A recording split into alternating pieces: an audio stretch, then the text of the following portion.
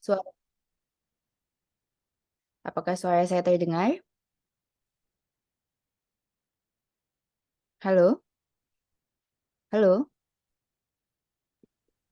Jelas, Bu. Oke. Jelas, Bu. Assalamualaikum warahmatullahi wabarakatuh. Selamat pagi dan salam sejahtera untuk kita semua. Alhamdulillah kita bisa bertemu kembali ya di Sabtu tanggal 8 April 2023 ini. Nah, sebelumnya saya agak miss melihat jadwal ya. Ternyata tanggal ya berarti seminggu yang lalu kita mestinya memang tidak ada kuliah. So, alhamdulillah kita bisa bertemu kembali. Semoga semua dalam keadaan sehat. That's why karena minggu lalu ternyata kita nggak ada jadwal, tetapi secara materi saya akan menyampaikan dua materi ya, sehingga mudah-mudahan teman-teman punya energi yang cukup. Jika berkenan bisa juga dibuka on cam, it's better. Nah, untuk materi pertama saya akan menyampaikan mengenai sumber-sumber hukum Islam. Next. Nah, sebelumnya memang kita sudah membahas sedikit ya mengenai sumber hukum Islam, tetapi di pertemuan kali ini kita akan mendetailkan dan kita akan membahas secara lebih detail bahwa memang sumber hukum Islam ini adalah tempat pengambilan hukum atau source, atau dia merupakan salah satu basic bagaimana Islam kemudian mengambil kepustakaan hukum. Nah, ini bisa diartikan juga dengan bahasa gampangnya adalah dalil kalau dalam bahasa Islam. Nah, dalil memang ini merupakan sesuatu tentu merupakan petunjuk terhadap sesuatu yang baik, begitu ya, terhadap kebaikan dan keburukan. Nah, tentunya dalil ini oleh para ahli usulul fikih ini adalah sesuatu yang diperoleh dari hukum syara. Nah, sehingga pada saat melakukan amali atau amalan, kita tahu dari mana asalnya. Nah, tentu di pertemuan sebelumnya kita telah membahas mengenai sumber hukum Islam itu ada Al-Quran, Sunnah atau hadis, juga ada ijtihad para ulama. Nah, tentu dalam berislam, tentunya sumber hukum Islam kita tentu harus mengambil atau melakukan amalan sesuai dengan sumber hukumnya. Next. Nah, tentunya ini ada Al-Quran, As-Sunnah, ada Ijtihad atau Arayu gitu ya. Nah, tentu kalau Al-Quran ini menjadi sumber hukum utama. Nah, sehingga ini sama dengan pengantar ilmu hukum di dalam kita berhukum di Indonesia. Juga tentunya kita melihat ada peraturan perundang-undangan yang asalnya dari Pancasila. Kemudian kita lihat kalau di hukum pidana tentu Kitab Undang-Undang Hukum Pidana menjadi sumber utama. Tetapi kemudian peraturan menteri dan peraturan di bawahnya ini menjadi penjelasan yang lebih detail. Sama dengan di dalam hukum Islam, Al-Quran ini menjadi salah satu sumber utama atau basic source, sumber utama atau yang menjadi basic dari amalan-amalan seseorang gitu ya. Sehingga disebutkan bahwa ulil amri gitu ya, menyebutkan dan para fuqaha juga menyampaikan bahwa taatilah Allah dan Rasulnya. Ulil amri ini dalam arti adalah orang-orang yang mengerti agama gitu ya, tentunya dikembalikan. Kalau kita mau melakukan amalan itu tentu kembalikan lagi kepada Al-Quran dan Sunnah. Apakah memang itu ajaran Quran disunnahkan gitu ya. Nah, sehingga yang demikian itu lebih baik. Artinya orang Islam ini atau dalam hukum Islam tentu Al-Quran dan Sunnah ini menjadi pegangan utama gitu ya. Jadi contoh yang paling utama, kalau misal dahulu itu ada seorang laki-laki yang masih muda itu berkata kepada Rasul, ya Rasul, saya ingin berjihad. Lalu ditanya oleh Rasulullah, nah kamu memiliki seorang ibu atau tidak? Iya, saya memiliki ibu yang sudah tua, bangka, dan sudah renta. Maka Rasulullah menyampaikan, maka jihad bagimu adalah mengurusi ibumu. Tapi ya Rasul, saya ingin ikut berperang, maka berjihad merawat ibumu jauh lebih baik daripada berperang. Nah, sehingga tentu orang Islam ini dalam melakukan amalan-amalan tentu harus melihat apakah ada hal-hal yang lebih priority. Nah, sebagaimana contoh juga bersedekah, beramal sebelum kita bersedekah kepada barangkali orang lain gitu ya. Tentu kita harus melihat dulu sedekah yang utama adalah kepada keluarga terdekat, begitu ya, tetangga terdekat, baru mereka yang jauh. Nah, tentunya ini sudah diatur sedemikian di dalam Islam. Contoh lainnya adalah ada seseorang yang sangat rajin beribadah sehingga dia menyampaikan bahwa puasa tidak mau berbuka, kemudian tidak mau menikah karena ingin terus melakukan amalan. Maka Rasulullah menyampaikan juga di dalam sunnahnya, aku berpuasa dan aku berbuka, aku taat kepada Allah, tetapi aku juga menikah. Justru menikah adalah menyempurnakan separuh dari agama. Dan Rasulullah menyampaikan di dalam sunnahnya, siapa yang mengaku umatku, maka dia akan mengikutiku. Nah, sehingga memang sudah ada pedoman. Nah, kalau di dalam Al-Quran, Bu, bagaimana? Kalau di dalam Al-Quran biasanya diatur hal-hal yang sifatnya eee, induk saja, artinya hal-hal yang sifatnya menjadi poin pokok, tetapi kemudian secara amalan atau amalia itu diatur dan kemudian disebutkan di dalam sunnah lebih detail, lebih mendetail. Sama aja dengan KUHP, isinya sifatnya pokok, tetapi kemudian peraturan pelaksananya ini ada di peraturan-peraturan yang ada di bawahnya, gitu ya. Kemudian ijtihad ini adalah kesepakatan para ulama tentang sesuatu yang sifatnya belum ada hukum pastinya. Nah, nanti biasanya para fuqaha atau para ulama ini kemudian mendiskusikannya. Misalkan ada sesuatu permasalahan yang belum clear mengenai pengaturannya. Oke, next. Nah, jadi disebutkan bahwa hadis ini merupakan penjelasan yang lebih detail dari apa yang ada di dalam Al-Quran. Dan tentunya hadis ini karena merupakan penjelasan dari Al-Quran, sehingga yang perlu digarisbawahi adalah kesemua dalilnya itu tidak boleh bertentangan dengan Al-Quran. Karena memang isinya harus menjelaskan lebih detail dari Al-Quran. Oke, next.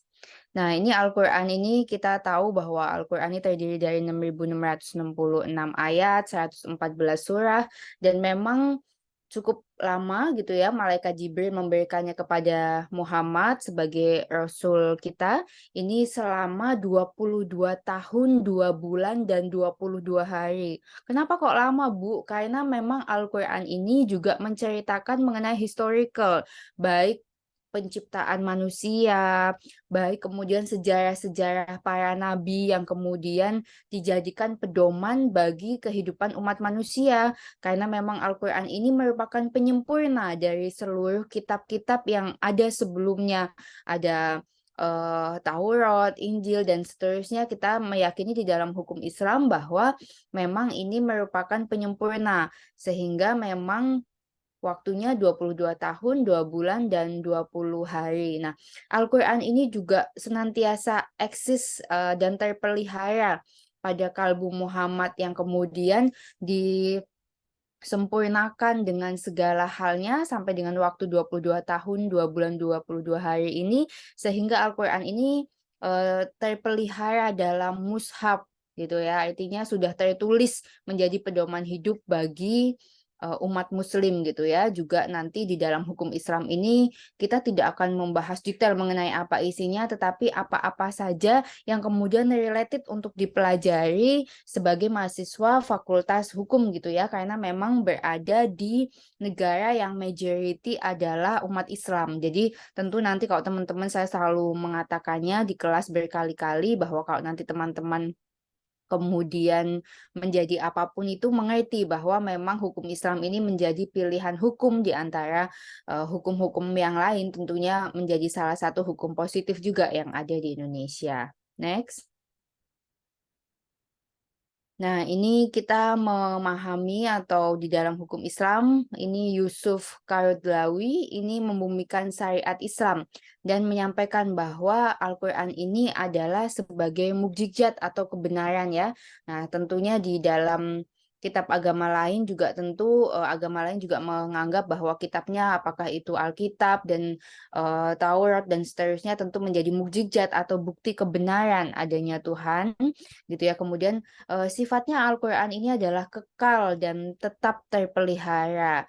Juga yang ketiga adalah bersifat universal dan tidak sektarian. Nah, kemudian kita meyakini yang pertama adalah tentang mukjizat dan bukti kebenaran, bahwa memang di dalam Al-Qur'an itu menyebutkan mukjizat-mukjizat baik itu kepada Nabi Muhammad yang menerima Al-Qur'an gitu ya. Kemudian ada Nabi Musa yang dapat merubah tongkat menjadi ular, bahkan menyembuhkan orang yang sakit dan menghidupkan orang yang mati gitu ya.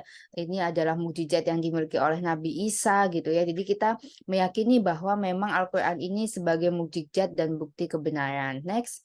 Nah, selanjutnya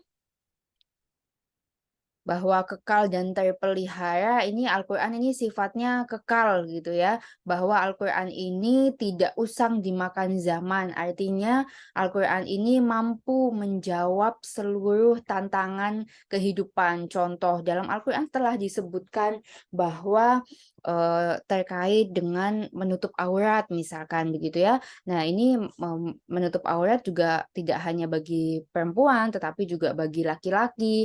Nah, ini juga tidak usang dimakan zaman, dari zaman dahulu sampai sekarang Al-Qur'an menyampaikannya sama, sehingga, kekal gitu ya, terpelihara. Begitu juga dengan misalkan tentang mendidik anak, Al-Qur'an itu menyebutkan banyak sekali ayat yang justru menyebutkan bahwa laki-laki sebagai imam dan sebagai ayah justru harus lebih memiliki peran dalam mendidik anak. Meskipun tentu dalam hadis-hadis sahih disebutkan juga bahwa seorang ibu adalah madrasah pertama bagi anaknya, tetapi juga Al-Qur'an menyebutkan banyak sekali hubungan yang baik antara ayah dan anak untuk menjadikan anak itu menjadi seorang pemimpin. Karena disebutkan di dalam Al-Qur'an bahwa setiap orang adalah khalifah, setiap orang adalah pemimpin minimal untuk dirinya sendiri, gitu ya. Begitu juga ketika kita melihat ada acara Idul Adha begitu ya, ini ada, percakapan antara Ibrahim dan Ismail pada saat, mau disembelih ditanya oleh ayahnya, "Bagaimana, apa yang akan kamu sembah selepas kematianku?" Saking anak ini, mencintai ayahnya, dia menyampaikan, "Aku akan menyembah Tuhan ayah, Rasul ayah, dan Nabi ayah." Nah, jadi sebegitu kuatnya pendidikan Islam ditanamkan oleh seorang ayah, sampai, selepas kematiannya pun ditanya siapa yang akan disembah, itu Tuhan ayah, gitu ya. Maksudnya Tuhan yang disembah oleh ayah, sehingga memang di dalam Al-Qur'an ini kekal dan terpelihara, menjawab tentang terkait tantangan zaman. Kemudian sifatnya universal, artinya tidak melihat sektarian. Jadi sama saja di ruang internasional yang namanya saum atau puasa, tata caranya sama, sunnahnya sama, adabnya sama, tetapi yang berbeda karena secara geografis mungkin ada negara-negara yang terbit dan tenggelamnya mataharinya tidak sama seperti di Indonesia. That's why ada orang yang puasa sampai 20 jam, 21 jam gitu ya. Nah, ini memang hal yang berbeda, tetapi secara akidah, tauhid, ibadahnya, akhlak, muamalah, permasalahan keluarga, bahkan secara bagaimana negara dengan negara itu mesti saling mendukung seperti pada saat ada terkait dengan Palestina, bagaimana kita sesama negara muslim gitu, bahkan U20 itu sampai mungkin teman-teman yang pencinta bola juga mengetahui bahwa U20 sampai akhirnya itu tidak jadi terlaksana di Indonesia. That's why karena kita sebagai negara Islam itu ikut ikut eh, me- mendukung negara-negara muslim yang dalam hal ini masih terjajah, masih mengalami penindasan gitu ya. Itu adalah bentuk bagaimana dalam ruang internasional bahkan itu Al-Qur'an ini sifatnya universal gitu ya. Oke, next. Nah, setelah kita membahas mengenai sumber hukum Islam yang pertama dan juga saya mencontohkan beberapa contohnya, yang kedua ini kita akan berbicara mengenai as-sunnah. Jadi seperti saya sebutkan tadi bahwa sunnah ini adalah sesuatu tuntunan. yang baik gitu ya, yang terpuji, yang disesuaikan dengan Nabi gitu ya, disesuaikan dengan apa yang dilakukan oleh Nabi. Nah, bahkan di dalamnya juga disebutkan barang siapa yang memberi contoh tuntunan perbuatan yang baik, ia akan mendapatkan pahala gitu ya, dan barang siapa memberikan contoh perbuatan yang buruk, maka ia akan mendapatkan siksaan perbuatan yang menirunya sampai akhir zaman. Nah, jadi memang sunnah ini adalah apa-apa yang dicontohkan oleh Nabi dan Rasul, oleh Nabi atau Rasul yang kemudian kita contoh gitu ya. Dan kita meyakini bahwa karena mengikuti sunnah Rasul, maka mudah-mudahan kita menjadi orang yang akan beruntung. Nah, sunnah-sunnah yang paling gampang adalah puasa Senin Kamis gitu ya. Kemudian mungkin bagi laki-laki ada yang menipiskan kumis dan memanjangkan jenggot gitu ya, itu adalah sunnah untuk membedakan bahwa itu adalah, umat Nabi Muhammad. Tetapi saya selalu menyampaikan bahwa sunnah ini sifatnya dijalankan mendapat pahala, tidak dijalankan juga tidak mengapa atau tidak mendapatkan dosa. Tetapi, kalau dijalankan ini merupakan tambahan gitu ya. Nah, ini, tentunya sunnah ini sifatnya ada yang berupa ucapan gitu ya, perbuatan, ada perangi, sopan santun, misalkan ucapan apabila kita sedang marah gitu ya, maka disunahkan untuk kita itu kemudian mengambil wudhu. Kalau masih marah banget gitu ya, kita bahkan disuruh duduk. Kemudian kalau masih marah banget, kita juga diperbolehkan untuk berbaring untuk menghilangkan amarah kita. Karena Rasulullah menyampaikan ketika kita marah, kita kemudian mengeluarkan ucapan-ucapan kepada orang lain gitu ya, menghardik, mencaci, memaki kita, Rasulullah menyampaikan maka lebih baik diam, berkata baik atau diam. Begitu juga pada saat marah, karena tentu dapat melukai perasaan orang lain, juga bahkan bisa menimbulkan, dendam gitu ya. Padahal setelah marah dan meluap-luapkan itu kita menjadi menyesal. Nah, ini merupakan ucapan dan perbuatan yang dicontohkan oleh Rasulullah, berkata baik atau diam. Nah, ini juga merupakan contoh ucapan dan perbuatan. Nah, terkait dengan perangi gitu ya, kemudian sopan santun ini juga diatur betul bagaimana kita harus bersopan santun terutama kepada orang tua juga kepada guru. Nah, jadi Rasulullah tuh sangat mencintai gurunya gitu ya, sangat menghormati guru gitu ya. Walaupun beliau adalah sebaik-baiknya contoh, tetapi kita diajarkan nih bagi teman-teman mungkin kita sering lupa ya, kita suka lupa nih untuk agama apapun, kita sering lupa mendoakan guru TK kita, misal mendoakan guru-guru SD kita, SMP, SMA, kuliah gitu ya, mungkin dosen. Padahal ini merupakan hal yang disunahkan gitu ya, dan itu akan sangat baik kalau kita tuh terus mendoakan para guru kita, karena memang justru kita bisa mendapatkan ilmu itu dari mereka, sehingga ini adalah contoh-contoh hal yang dilakukan oleh, Rasulullah. Bahkan Rasul ini peranginya sangat baik terhadap anak-anak kecil, bahkan dicontohkan di beberapa riwayat gitu ya, bahwa beliau sangat menyukai anak kecil, beliau sangat memuliakan anak-anaknya, memanggulnya di atas pundaknya, gitu dan seterusnya. Oke, selanjutnya.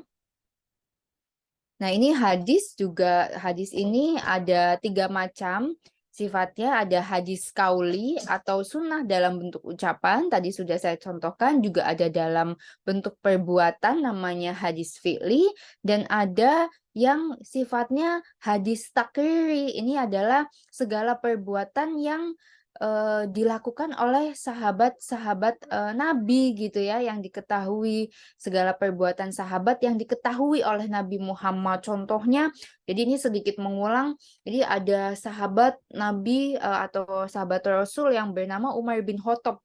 Jadi Umar bin Khattab ini adalah terkenal, salah satu sahabat Nabi atau sahabat Rasul yang apa namanya, sangat temperamen atau sangat tegas. Tetapi pada saat itu Rasulullah melihat ketika Umar bin Khattab ini pulang ke rumahnya lalu dimarahi oleh istrinya, Umar bin Khattab ini adalah sahabat Rasul yang paling apabila ada lawan ini dia tidak segan-segan bahkan memenggal kepalanya. Tetapi ketika di rumah gitu ya, ketika di rumah dimarahi oleh istrinya hanya terdiam. Lalu Rasulullah menyampaikan bertanya kepada sahabat tersebut kepada Umar bin Khattab, "Ya Umar, kenapa engkau pada saat istrimu marah meluap-luap engkau hanya diam?" Maka dia menjawab, "Ketika istriku marah, aku hanya diam karena istrikulah yang telah merawatku, kemudian juga membesarkan, melahirkan, dan merawat anak-anakku, sehingga ketika aku diam, kemarahannya itu mudah-mudahan bisa reda." Nah, sedemikian. Nah, ini juga bisa menjadi contoh ya bagi bapak-bapak semua ketika, istrinya ini luar biasa gitu ya saat meluap-luap, itu juga disebutkan bahwa juga di dalam sunnah qauli disampaikan ketika satu menjadi, api, satunya harus menjadi air gitu ya. Jadi, mudah-mudahan dengan mengetahui sunnah-sunnah Nabi ini kita dalam berkehidupan, entah itu berkehidupan dalam rumah tangga, dalam kemudian, terkait dengan kehidupan rumah tangga, bersosialisasi, ini mudah-mudahan kita punya pedoman gitu ya, yang dilandasi oleh ilmu kita gitu ya, terhadap apa-apa yang mesti dilakukan. Sehingga menjadi ringanlah hidup kita gitu ya, karena sudah ada tuntunan-tuntunannya.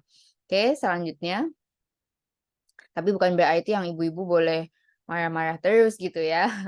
Ini hanyalah contoh. Kemudian ini para fuqaha juga memiliki definisi terkait sunnah gitu ya, kurang lebih sama ya, sunnah adalah sesuatu yang sangat baik dikerjakan. Nah, sunnah ini kalau kita melihat berarti tuntunannya adalah hadis. Nah, hadis ini empat, ada 4 turunannya gitu ya, ada hadis yang sifatnya sahih atau teman-teman pasti sering ya, kalau untuk yang muslim pasti sering dengar hadis sahih, hadis hasan, ada yang doif dan ada yang sifatnya maudhu. Next kita akan lihat apa nih hadis, sahih ya. Next.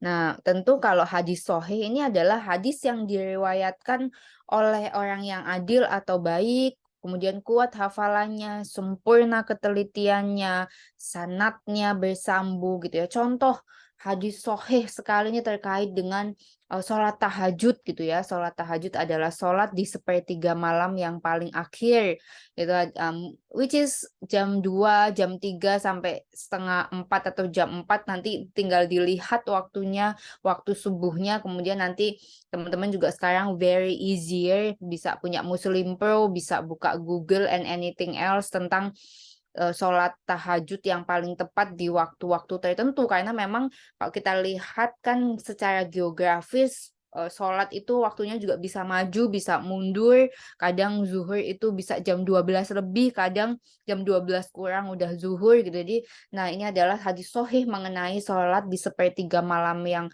paling akhir kurang kurang lebih jam 3 pagi gitu ya, menjelang sahur kalau di bulan Ramadan seperti ini adalah menjadi ibadah yang sangat disunnahkan dan sahih karena memang ibadah ini adalah ibadah yang sangat istimewa untuk menyempurnakan ibadah wajib karena bahkan disebutkan doa-doa banyak sekali yang terkabul di saat orang lain terlelap. Sehingga umat Nabi, umat Rasul yang melakukan ibadah sholat tahajud mudah-mudahan diberikan keistimewaan, keberkahan, rezeki, dan segala hal yang jauh lebih baik. Nah, tetapi teman-teman juga harus mengetahui bahwa rezeki ini tidak hanya berupa uang atau materi, bahkan bisa bangun, bisa melaksanakan tahajud itu adalah merupakan sebuah rezeki atau rezeki gitu ya, karena tidak semua orang bisa mendapatkannya atau memiliki niat yang kuat untuk melakukannya. Nah, kemudian ada lagi hadis hasan, ini sama, diriwayatkan oleh orang yang adil gitu ya, sanadnya juga bersambung, tidak cacat, tetapi memang perawinya atau orang yang melakukannya itu, ketelitian rawinya atau hafalannya kurang baik, jadi tidak sesempurna hadis sahih. Nah, kemudian ada juga hadis doif gitu ya. Nah ini, banyak hal-hal yang sifatnya doif gitu ya, atau ini pembuatnya itu perawinya tidak adil, sanadnya juga tidak tersambung kepada Rasul atau terputus, cacat, bahkan bertentangan gitu ya. Jadi kalau ada amalan-amalan yang tidak, sahih gitu ya atau masih dipertanyakan, maka, baiknya tidak perlu, dilakukan gitu ya.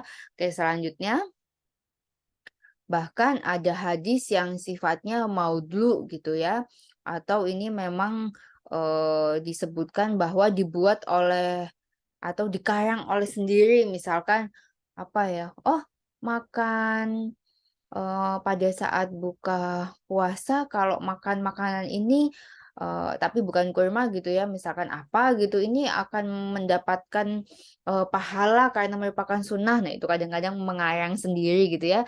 Bahkan ini kita harus berhati-hati, jadi jangan menyampaikan sesuatu yang memang tidak hadisnya atau secara sunnah hadisnya ini tidak jelas. Bahkan Bukhari Muslim menyampaikan, "Barang siapa menceritakan sesuatu hal daripadaku, padahal ia tahu bahwa itu bukan hadisku, maka orang itu termasuk golongan pendusta." Jadi, pastikan bahwa pada saat kita menyampaikan apapun ke orang lain gitu ya, bahwa memang itu hadisnya jelas gitu ya, eee, hadisnya jelas, hukumnya jelas, sehingga ini menjadi bukan kesesatan gitu ya. Seperti contohnya, yang menyampaikan bahwa berjihad, melakukan bom bunuh diri itu merupakan jihad nih, saya juga selalu menyampaikan bahwa itu adalah, oknum ya, bahwa sebenarnya Islam adalah agama yang rahmatan lil alamin, yang menyukai kedamaian dan ketentraman gitu ya. Sehingga, teman-teman harus hati-hati yang dalam beragama, yang mulai berfanatik ya, karena memang dalam beragama harus fanatik, artinya masing-masing meyakini bahwa agama yang dianut adalah agama yang terbaik. Tetapi dalam muamalahnya itu kita tentu juga harus menggunakan akal dan pikiran gitu ya. Mana mungkin, bom bunuh diri dan membunuh umat agama lain misalkan itu merupakan satu kebenaran, itu juga tidak mungkin ya. Sehingga, tentu dalam beragama kita juga harus menggunakan logika. Oke, next. Selain itu adalah ijtihad. Ijtihad tadi saya sudah sampaikan di depan bahwa ijtihad ini berasal dari kata al-jah atau al-jud yang berarti kemampuan, potensi, dan kapasitas seseorang untuk mampu menginterpretasikan satu hukum dan melihat bagaimana kemudian dalam muamalah atau praktiknya ini bisa dilakukan untuk mendapatkan sesuatu yang sifatnya belum diatur secara jelas gitu ya. Sehingga dalam hal ini, istihad ini diartikan untuk mengeluarkan segala upaya, kemampuan untuk melihat segala sesuatu yang mengandung konsekuensi atau keberatan. Dalam arti misal ada satu permasalahan yang belum clear bagaimana, berijtihad. Oke, selanjutnya.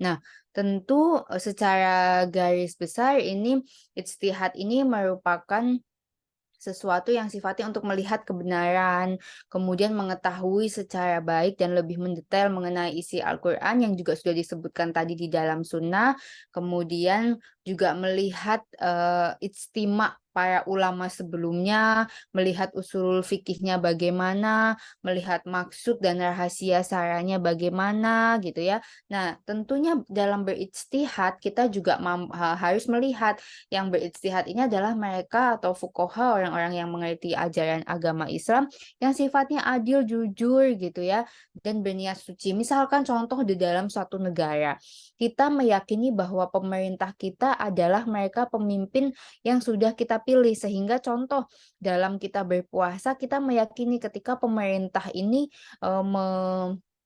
menyebutkan, oh bahwa, puasa dimulai tanggal 22 gitu ya.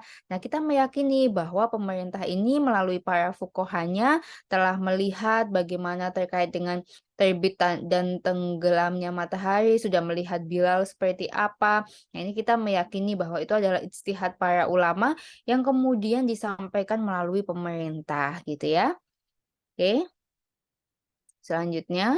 Nah, ini juga metode atau cara ijtihad ini macam-macam, ada ijma, ada qiyas, ada masalah mursalah, ada istihsan, ada urf gitu ya. Kemudian ada sat az-zariyah, ada istihab. Nah, kita akan lihat next apa itu penjelasan dari semuanya. Ini adalah ijma. Ijma ini secara istilah adalah sepakat atas sesuatu gitu ya. Jadi ini adalah para ulama telah bersepakat terhadap sesuatu yang sifatnya sohih gitu ya. Karena ijma ini merupakan aturan yang berdiri sendiri gitu ya. Jadi kalau yang pasti tentu bertolak pada Al-Quran dan hadis, tetapi ini adalah kesepakatan. Nah, kemudian yang kedua adalah kias. Kias ini adalah menghubungkan satu kejadian yang tidak ada nasnya kepada kejadian lainnya, gitu ya. Nah, contohnya adalah khamr, itu adalah sesuatu yang diharamkan karena ada sifat memabukkan. Nah, ini kita melihat, oh kalau di dalam Islam itu kenapa tidak boleh minum minuman yang beralkohol atau memabukkan? Karena memang yang pertama selain diharamkan, maka akan membawa impact gitu ya, artinya menghubungkan. Nah, bahkan pada zaman Rasulullah ditanya, ya Rasul, apa yang lebih buruk dari seorang pemabuk, pezina, seorang yang suka membunuh, atau seorang yang suka mencuri? Mana yang paling buruk? Bahkan Rasul menyampaikan yang paling buruk adalah seseorang yang mabuk, karena dengan mabuk seseorang mungkin bisa menjadi pemerkosa, membunuh orang lain, dan seterusnya. Itu sebabnya di dalam Islam melarang meminum minuman yang beralkohol selain karena haram, tentunya karena ada maksud dan tujuannya, yaitu menjaga umatnya untuk tidak melakukan sesuatu yang lain dikarenakan mabuk. Nah, sehingga teman-teman juga bisa lihat ya kalau di berita-berita yang sifatnya kriminal, berapa banyak orang yang kemudian menjambret, membunuh dan seterusnya dalam keadaan yang mabuk atau tidak sadarkan diri seutuhnya. Oke, selanjutnya. Nah, ini kias juga dalam Al-Qur'an ini hadis ini memenuhi syarat gitu ya untuk kias ini, artinya hukum asalnya tidak berubah, kemudian tentu ada merupakan penegasan dari sesuatu hukum yang ada di Al-Qur'an dan hadis gitu ya. Kemudian hukum kias ini hukum asalnya juga diperlakukan, kemudian juga tentu dilihat sebabnya, kemudian dilihat asalnya, kemudian tidak menyalahi hukum asal atau tidak boleh kias ini bertentangan dengan Al-Quran dan Sunnah. Kemudian tentu tidak boleh menyalahi kitab dan sunnah yang ada. Oke, selanjutnya. Nah, kias ini ada kias Awlawi, ada Musawi, dan Adwan. Nah, kalau untuk Awlawi ini adalah karena secara furu pemberlakuannya lebih kuat gitu ya. Contohnya adalah mengkiaskan atau keharaman memukul orang tua dengan ucapan gitu ya. Oh, bisa ya Bu memukul dengan ucapan. Artinya menyakiti dengan ucapan. Misalkan berkata atau gitu ya kepada orang tua yang sifatnya bisa menyakiti, itu juga bahkan tidak diperbolehkan. Ya, selanjutnya ada kias musawi. Ini adalah contohnya, ini adalah keadaan dengan berlakunya hukum pada ashal karena kekuatan ilatnya sama. Contohnya mengkiaskan membakar harta anak yatim dan memakannya secara tidak pantas dalam menetapkan hukum haram. Maksudnya membakar harta anak yatim ini kias, tapi dalam arti memakan gitu ya, atau menggunakan harta anak yatim itu sangat tidak diperbolehkan. Kemudian ada kias atwan, ini adalah mengkiaskan sesuatu untuk yang berlakunya hukum asal sehingga memenuhi persyaratan. Contohnya mengkiaskan apel kepada gandum dan menetapkan berlakunya riba bila dipertukarkan dalam barang yang sejenis. Gitu ya. Sehingga artinya tuh dalam kias atuan tuh kita kalau dalam barter atau bertukar sesuatu mestinya dilihat yang nilainya itu sejajar gitu ya. Misalkan contohnya mengkiaskan apel dan gandum tuh sifatnya adalah, contohnya berarti ketika kita bertukar atau barter dengan seseorang, pastikan telah terjadi kesepakatan dan nilainya sama-sama kuat. Misalkan kan nggak mungkin kias apel dan gandum tuh dalam arti masa kita barter sepeda dengan motor motor cc 250 misalkan gitu kan, itu tidak balance gitu, sehingga ini harus disepakati. Kecuali misal sepedanya sepeda apa ya, karena sepeda sekarang juga macam-macam, ada Brompton, ada macam-macam yang juga nilainya luar biasa gitu ya, tetapi dilihat nilainya seperti apa, oke?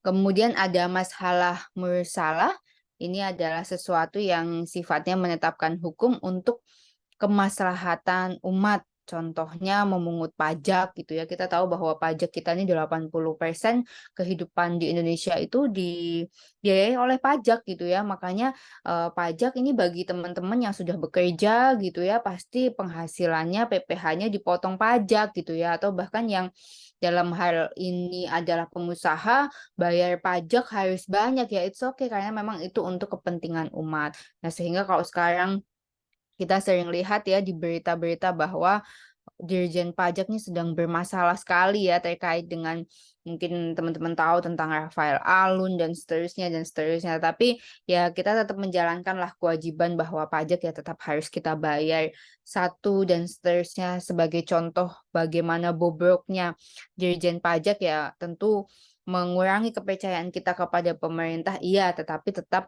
kita berbaik sangka bahwa kita membayar pajak juga untuk kepentingan masalah mursalah, untuk kepentingan rakyat gitu ya. Oke, selanjutnya ini adalah istihsan dan urf. Kalau istihsan ini adalah mengambil keputusan yang tepat menurut satu keadaan gitu ya. Tentunya pada saat saat tertentu gitu ya, ada contoh Islam itu sangat melindungi dan menjamin hak milik seseorang pada saat misalkan ada lahan yang mau dibangun untuk kepentingan bersama atau ternyata bisa dijadikan jalan raya, tetapi kemudian itu adalah milik seseorang, maka Islam juga mengatur bagaimana pengembalian, ganti ruginya. Itu sebenarnya semua hukum positif yang ada di Indonesia saat ini itu juga di dalam hukum Islam sebetulnya telah diatur. Contoh lainnya adalah urf. Urf ini juga sesuatu yang sahih gitu ya. Ini contohnya dan tidak boleh bertentangan mengenai penetapan hukum dan keputusan gitu ya. Berarti dalam memutuskan atau dalam hakim memutuskan satu perkara ini tentu harus dilihat juga bagaimana kemudian hukumnya dalam pengaturan, jadi nggak boleh sembarang gitu ya. Ini juga sudah diatur namanya urf. Oke. Selanjutnya ada Sat Azariyah gitu ya. Ini merupakan menetapkan sesuatu larangan terhadap satu hukum yang dasarnya mubah atau boleh. Ini untuk menghindari perbuatan atau tindakan lain yang dilarang. Nah, ini seperti contoh gratifikasi kepada hakim untuk memperoleh satu kebenaran dan seterusnya. Ini secara Islam sudah diatur zaman dahulu dan kemudian diadop juga di dalam hukum kita. Kemudian ada ijtihad gitu ya, mencari sesuatu yang menyertai gitu ya. Nah, tentunya misalkan dalam satu perjanjian hutang piutang gitu ya, pengalihan, ini juga telah diatur bagaimana harus dilunasi. Bahkan di dalam hukum positif kita itu diatur mengenai hutang yang diwariskan. Nah, ini di dalam Islam sudah diatur di dalam istihab. Itu sebabnya pada saat pemakaman sering sekali seseorang itu kemudian yang meninggal keluarganya menyampaikan apabila ada sanak saudara, keluarga maupun tetangga maupun rekan kawan yang memiliki sangkutan dengan almarhum atau almarhumah, silahkan menghubungi keluarga. Sangkutan dalam hal ini bisa berupa piutang maupun hutang gitu ya. Bisa memberikan piutang ataupun hutang gitu. Nah, ini juga diatur di dalam Islam bernama ijtihad. Oke, selanjutnya. Oke, ini untuk materi ini ada quotes-nya, lakukanlah kebaikan sekecil apapun, karena kita nggak pernah tahu kebaikan mana yang akan menghasilkan ridhonya Allah atau Tuhan. yang bisa membawa kita ke surganya, gitu ya. Sampai sini mungkin ada pertanyaan, mahasiswa-mahasiswi sekalian? Silakan, sebelum kita lanjut ke materi selanjutnya. Apakah ada pertanyaan? Cukup jelas, Ibu. Jelas ya, bagaimana dengan yang lain? Mas Bambang cukup jelas, yang lain bagaimana? Oke, kalau belum ada respon, mudah-mudahan teman-teman benar-benar menyimak ya, karena saya nggak bisa melihat teman-teman on cam, jadi mudah-mudahan teman-teman benar-benar menyimak gitu ya. Oke, selanjutnya di materi selanjutnya.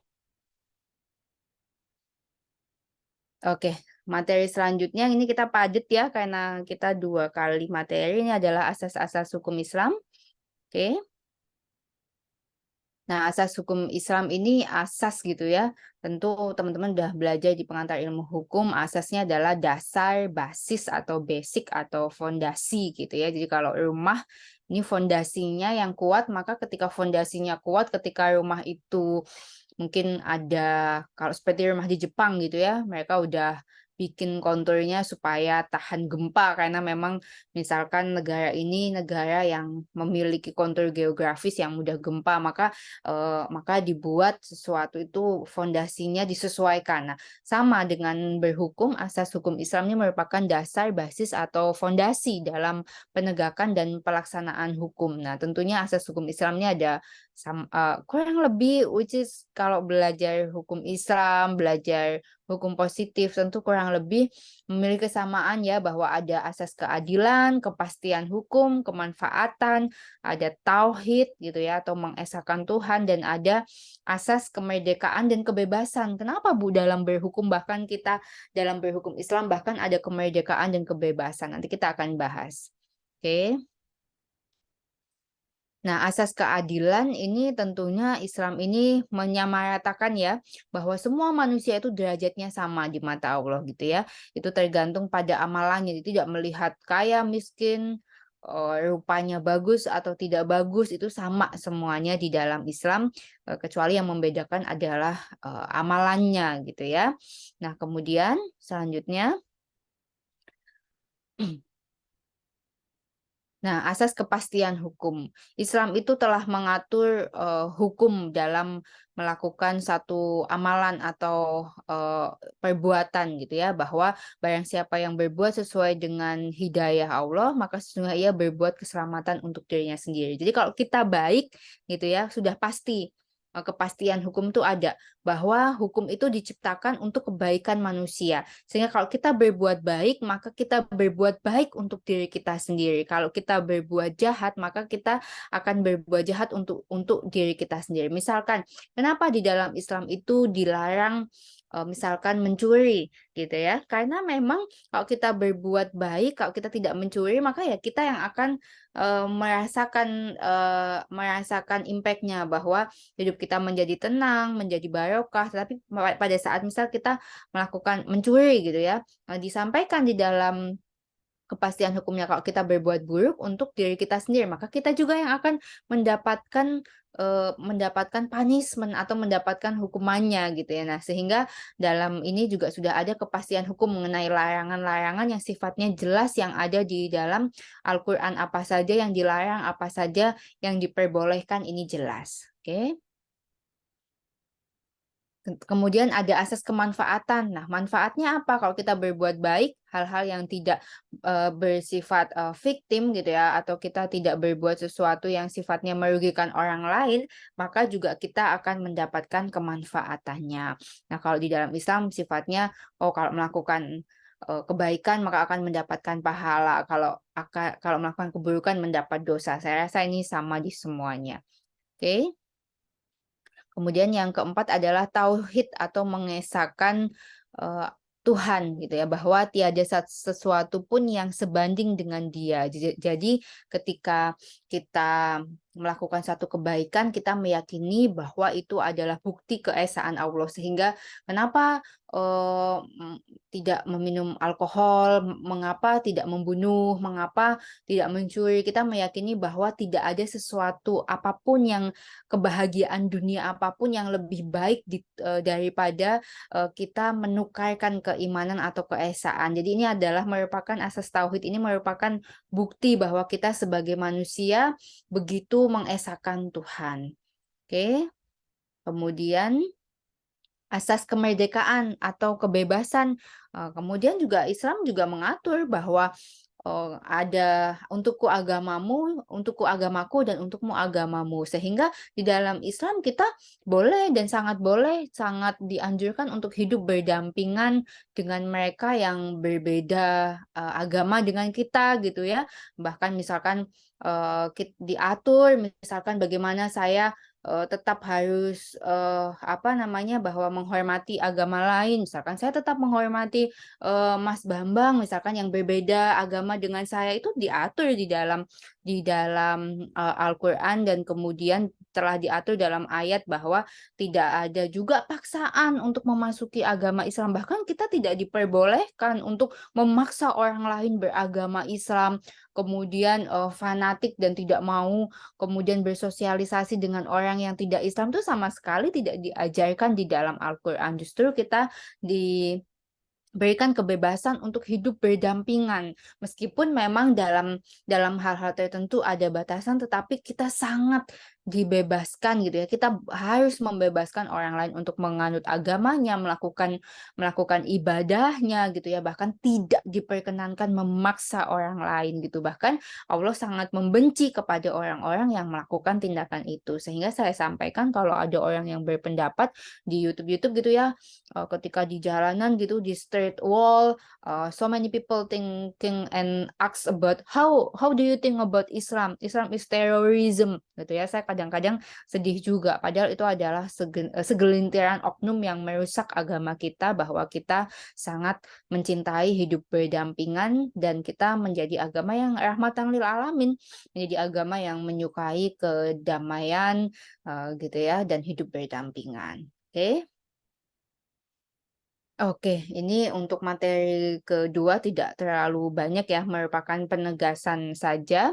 Nah, tentunya ini ada quotes juga, Tuhan tidak pernah ingin hambanya menangis dan terluka, katanya gitu ya. Hanya saja Tuhan ingin melihat ketegaran hambanya dalam menghadapi cobaan. Jadi, intinya teman-teman semua ini adalah mata kuliah hukum Islam yang kemudian juga harus ada value yang saya sampaikan, tidak dalam kapasitas berdakwah ya, karena mungkin saya juga bukan orang yang mendalami major ini, tetapi tentu dalam hukum Islam kita meyakini bahwa seluruh hidup kita semua rangkaiannya adalah ujian. Jadi kan kalau teman-teman juga ingat kalau kita dulu kelas 1 SD diuji, kemudian nanti kita naik ke kelas 2, ke kelas 3 sampai dan seterusnya. Jadi kalau kita meyakini bahwa seluruh rangkaian hidup kita ini adalah ujian, sama contohnya anak.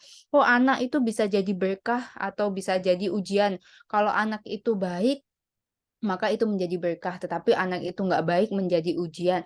Oh, nggak juga, saya selalu meyakini bahwa apapun itu sifatnya ujian. Oh, kalau kekayaan itu adalah, berkah, maka kemiskinan itu adalah ujian, belum tentu juga. Belum tentu orang yang miskin itu justru, dia memelihara imannya, lebih dekat dengan Tuhan. Bahkan kekayaan juga menjadi ujian ketika kita tidak mampu berbagi, ketika kita sombong dan seterusnya. Jadi kalau saya meyakini bahwa segalanya yang ada dalam hidup kita akan selalu diuji sampai kapan ya? Sampai akhir hayat nanti. Jadi mudah-mudahan seperti kita sedang belajar hukum Islam ini adalah juga merupakan kita niatkan sebagai satu bentuk ibadah. Mau apapun agamanya, ketika mencari ilmu ini adalah ibadah. Jadi mudah-mudahan ini bermanfaat bagi diri kita, mendekatkan semua hal yang kita lakukan di dunia ini, mudah-mudahan lebih mendekatkan kita kepada Tuhan kita masing-masing dengan agama kita masing-masing gitu ya. Dan kemudian nanti karena belajar hukum karena nanti teman-teman akan menjadi sarjana hukum, saya lihat juga ini kelas karyawan semuanya juga, mostly sudah bekerja, mudah-mudahan ini menjadi gambaran yang lebih beda lagi tentang teman-teman bagaimana melihat dunia hukum di Indonesia yang juga sedang carut-marut, tetapi selayaknya kita sebagai orang hukum, kita harus selalu yakin bahwa perubahan-perubahan kecil itu bisa dilakukan oleh kita. Itu yang pertama. Kemudian dengan belajar hukum Islam, tentunya teman-teman bisa melihat perspektif lain dari perspektif hukum Islam sebagai pilihan hukum. Kemudian yang ketiga, teman-teman tentunya secara value saya ingin menanamkan bahwa dengan belajar hukum tentunya nanti teman-teman bisa lebih bijaksana dalam melihat satu permasalahan, baik itu konteks keluarga, baik itu konteks keluarga, baik itu dalam konteks keseharian. Contoh kalau sebelum belajar hukum, ya apa-apa kita selesaikan di pengadilan. Yaudah kita bercerai, kita bertemu di pengadilan. Nah, ketika belajar hukum, kita melihat bahwa banyak hal bisa melalui diskusi, bisa melalui mediasi, bisa melalui kesepakatan gitu ya, sehingga justru orang hukum ini tidak, memang hukum ini kan sifatnya kaku ya, aturan A diatur punishment-nya A, aturan B diatur punishment-nya B, tetapi justru setelah kita belajar hukum kita mampu bijaksana bahwa hukum ini adalah hukum positif, adalah hukum yang paling terakhir yang bisa digunakan. Kalau masih bisa musyawarah, kalau masih bisa dibicarakan, maka tentu ini menjadi hal yang jauh lebih baik. Mungkin itu dari saya untuk mata kuliah hukum Islam. Mungkin nanti ada teman-teman yang masih bertemu dengan saya lagi di 945 di mata kuliah hukum dagang gitu ya. Nah, mungkin sampai sini sebelum saya tutup, apakah ada pertanyaan ya? Silahkan.